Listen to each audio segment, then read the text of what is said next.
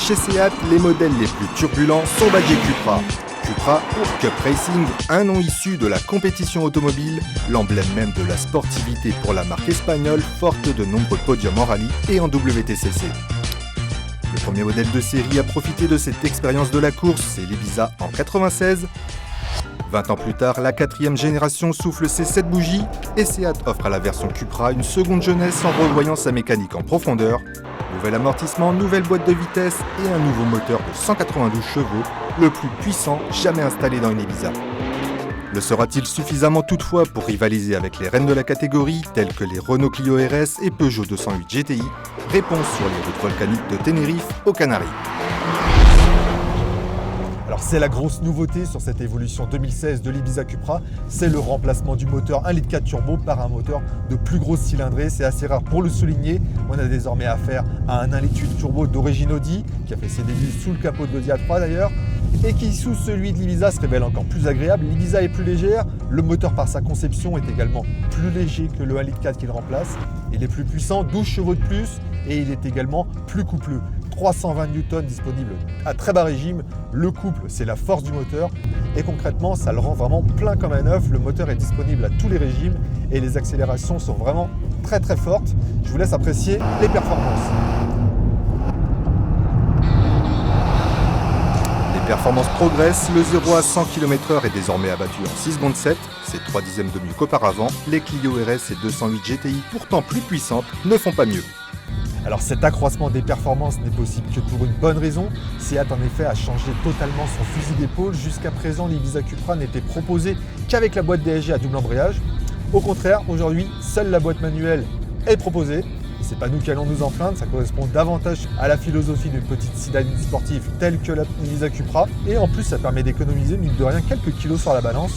Et au niveau du porte-monnaie, environ 1 500 € sur la note finale, ce qui n'est pas négligeable. On ne change pas une recette gagnante chez Seat, c'est la deuxième fois en 7 ans que la 4e génération d'Ibiza passe par la case restylage.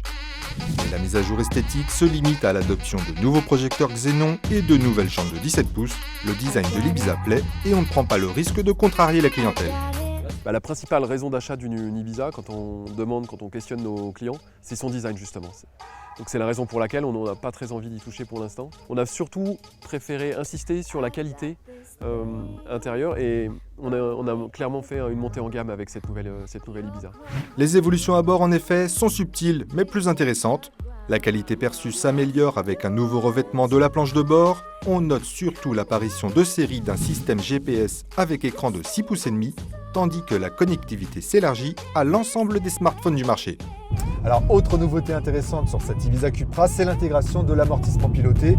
On dispose désormais de plusieurs modes de conduite, confort ou sport. Alors, un amortissement piloté qu'il ne faut pas confondre néanmoins avec celui qui équipe la Seat Leon Cupra, sa grande sœur, qui est un amortissement piloté adaptatif, qui prend en compte les transferts de charge, les freinages, les accélérations. Là, pour le coup, sur l'Ibiza, on est sur quelque chose de très basique, qui va donc juste rigidifier l'amortissement.